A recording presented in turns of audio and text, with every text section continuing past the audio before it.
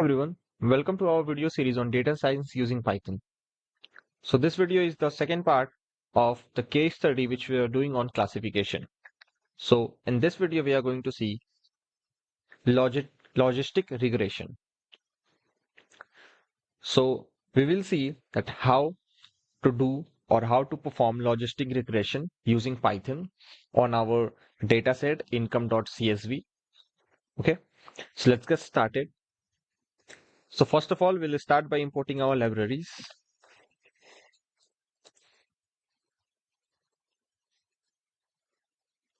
So pandas numpy, and we'll import the basic libraries.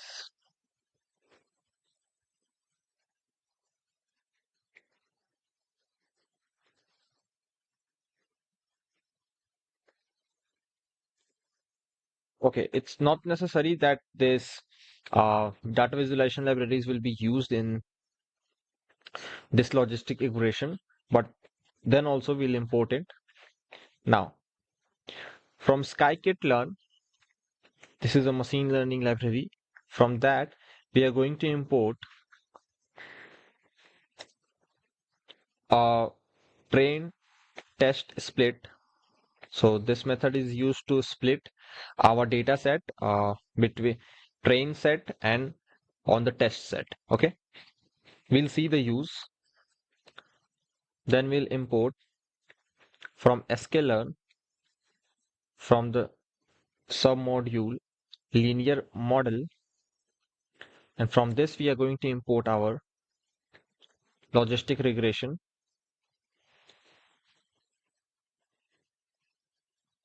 Okay, so the R will be capital, logistic regression. Okay, then at last we are going to import from a submodule present in sklearn metrics. We will import accuracy score and confusion matrix. So these two methods will be used to check our prediction, which we will predict using the logistic regression method. So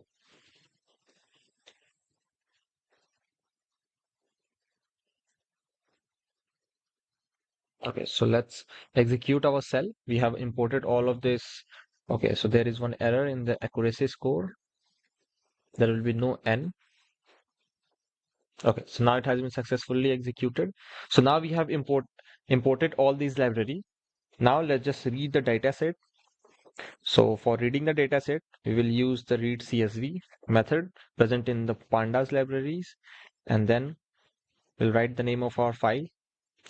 And in the previous video, we have seen that there was one special character. Because of that, we are not getting the none values properly. So for that, we'll use the NA values parameter.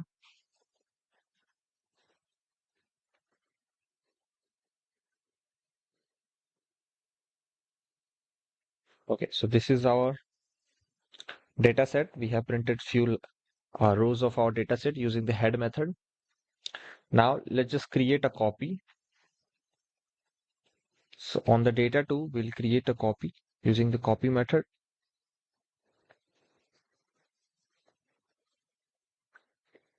Okay, now we have to do one thing. We have to do re-indexing of the salary status. Okay, because we are going to predict on the salary status, or as you can see in this data, we are going to use the cell state variable, and this cell state variable we are going to predict, okay, for random values. Means from from by training from this data set, we will take some random values, and based on that random values we are going to predict this cell stat that person salary will be less than 50,000 or greater than 50,000. So for that, we have to first of all change these strings less than or equal to 50,000 and greater than 50,000 to 0 and 1. Okay, so we have to do the reindexing. So for the reindexing, what we can do, we can use the map method. That we'll see how we can use that. So first of all, let me access our data to and the cell stat column, and then in this cell stat column, what I'm going to do, I am going to apply the map method. And in this map method, I'll write the name of the strings because this string is very long. So that's why we have to convert it. So I'll take the category less than or equal to 50,000. Okay. And then I'll change it to 0. Okay. Then there is one more, that is greater than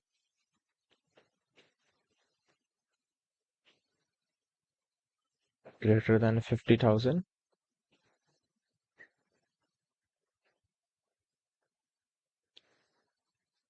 and we'll change greater than 50,000 to 1. Now let's just do what? Now let's just print the cell stat to check that it has been converted or not. So as you can see, when we have printed the variables, the salary status, cell stat, so you can see 0011 means all the values have been converted in 01. So for less than or equal to 50,000, it is 0. And for greater than 50,000, it is 1. Okay. Now we'll create a new data. And in this new data, what we are going to do, we will use the get dummies method. Okay. And in this method, we will apply our data set, data2, and then we'll give drop first equals true. Now, when we are doing this, so what will happen? This function, which is present in pandas, is used to convert the categorical variables into numerical representations. Okay. And that is necessary before applying the machine learning algorithms. Like now we are going to apply the logistic regression. So for that, we have to convert our categorical variables into numerical values. So for that, this get dummies method is used. Okay. So now let me execute the cell. Cell got executed successfully. Now let me do what? Let me just print new data head. Okay. So now you can see the categorical variables are now in 01. Okay. Just like here, you can see it was in this format. Okay. Now you can see it is in 01 format. Okay. So it has been converted into numerical data. And you can see the columns also. Now the columns have also been increased to 96 columns. The why it has been got converted into 96 columns means all the categories now have become a separate variable. Okay. Means suppose if in job type there was a local government, never worked, job type private. Okay. So now you can see these were all the categories of only job type variable. But now, because we have applied the get dummies method, so now these all categories separately have become a different variable also. And the naming you can see, job type local government, job type never worked, job type private, job type self-employed. Okay, just like this. So that's why it has been converted into 96 columns. Okay, now we are going to store all the columns. Okay, all the columns, and then we are going to convert that columns into list, and we are going to store in a variable called column list. Okay, and new data dot columns. Okay, and then you can print the column list also. So you can see all the names of the columns. Okay, all the categories separately have been created a different variable. Okay, now this column list has all the columns name inside the list. Okay, now we'll do what? Now we'll create one more features. In this features, what we are going to do, we will simply take the unique values of column list. Okay, and then we'll do the difference.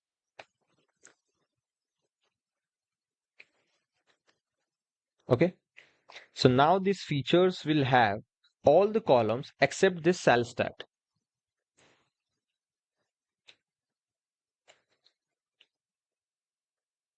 So now you can print these features. So now this features has all the columns except this cell stat. Okay. And in this column list, we have the cell stat also. Now, why we did this? We did this because we have to store the output values in a separate variable and the input values, means the input features, you can say, in separate variable. So now let's just store the output one first. So we want output the salary status.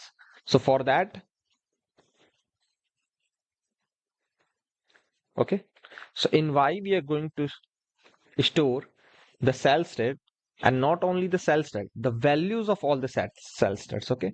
So when you will print Y, so you will get all the values inside a list. Okay. Now, now let's store the values from input features. So that will store in X. So let's take new data and we'll take features here, because now this feature is the variable, you can say, in which there is all the columns but except the cell stat. So that's why we'll take the features and then dot values, and then you can print X. Okay.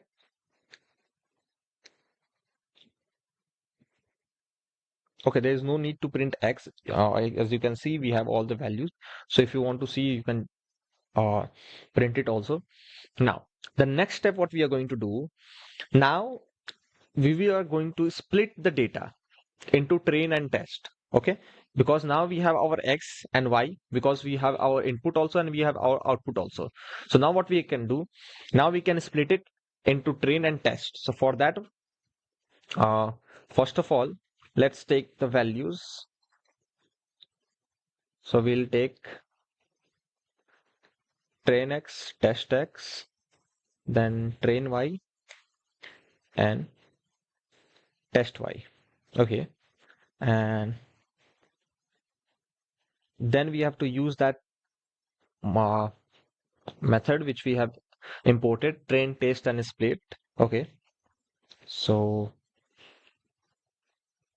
now in this we will provide our input and output, and then we'll provide the size also. Now this size means that out of our data set, how much data you want to take. Okay, so we want to take the 30% of our data, so we have wrote 0.3. Then let's take a random state. Now this random state will take random values, and because we are mentioning it 0, so every time it will take a separate random, means a fixed random state only. If we will not mention this random state, so every time it will take different random values. So our data could be different. So that's why we have took here 0. Okay, so now execute this cell. So this cell got executed successfully. Now it's time for creating an object for our logistic regression. Okay, so let's just create logistic.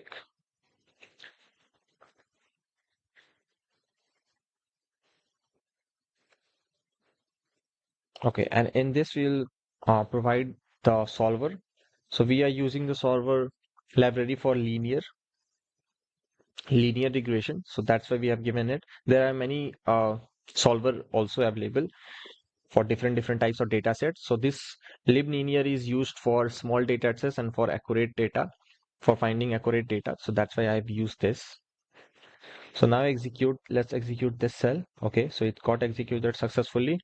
Now we have created the object for the logistic regression. Okay, now what we will do, we are going to fit our train X and train Y in this object. Okay, so for that we'll use this object logistic. In this we are going to use the method fit, and in this we'll give train X and train Y. So basically we are fitting the values for X and Y. Okay, let's execute the cell. So now you can see it has been successfully executed, and you can see that logistic regression solver linear. Now it's time for prediction. So let's do the prediction. So for prediction, let me create an object called prediction. Okay. Then On the logistic, we are going to use the method predict, and we'll give text X. So we are going to predict the data for our test data. So that is the text X. So we are going to predict on that. Okay. So let me print it. Okay. So it's got executed. Now we have to print it. So now you can see when I have print the prediction. Okay. So we have got 0, 0, 1, then 0, 0. You can print it using the for loop also for I in prediction. Print I. So now you'll get your values for the data. Okay.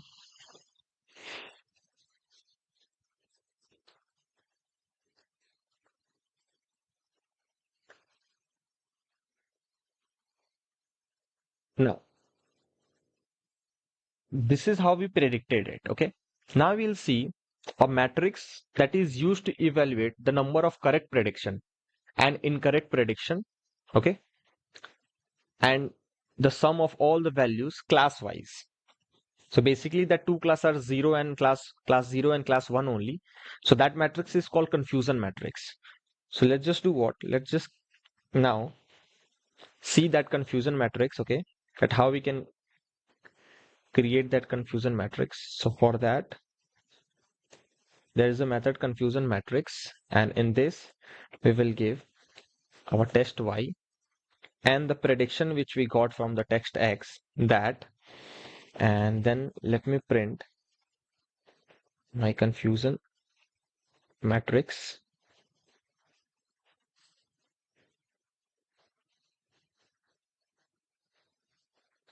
Okay, so now you got a matrix here. So what this matrix is specifying? Okay, let me tell you.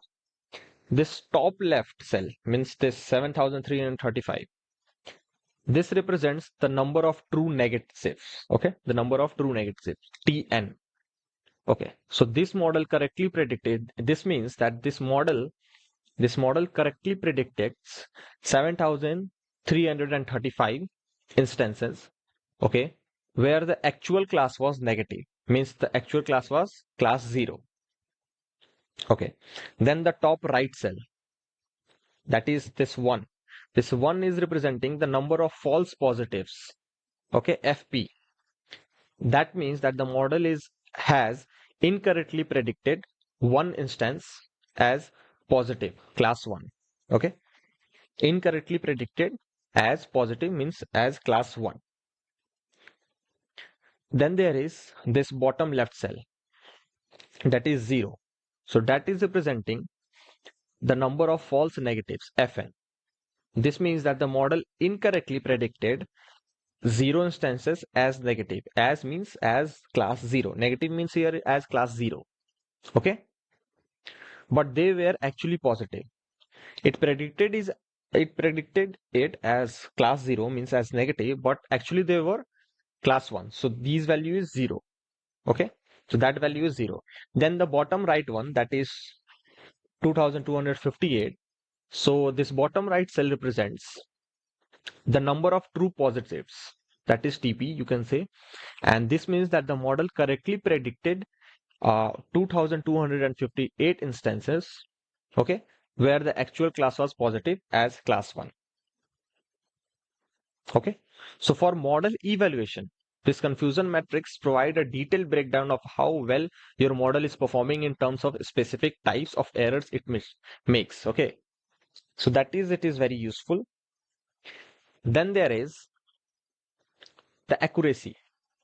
So for the accuracy, what we can do, there is a score which you can get, that is also called as accuracy score.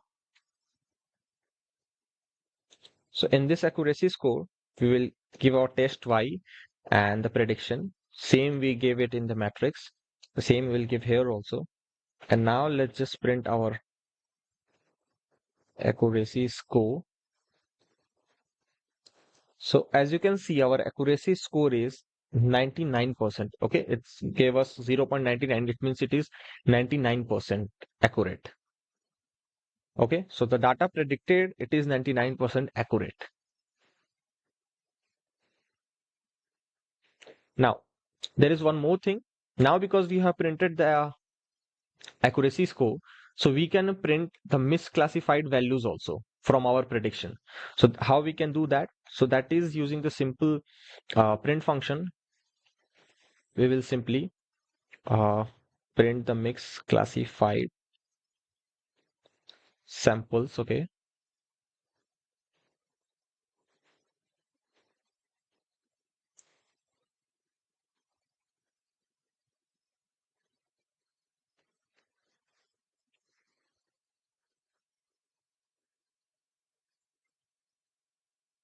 so this will give you us the prediction, and then we'll apply the dot sum in that all the prediction will get sum. So the misclassified samples were only one. Okay, so that is how you can perform logistic regression. Okay, on a basic categorical variable, and this was how you can perform it using Python. It was very easy. Okay, now there is more thing to come. There is the linear regression also, that will also going to come, so we'll see that also. So that things we'll see in the next video. So I hope you understand how it works in Python, how to use the logistic regression. Okay, so thanks for watching the video. We'll see you in the next video.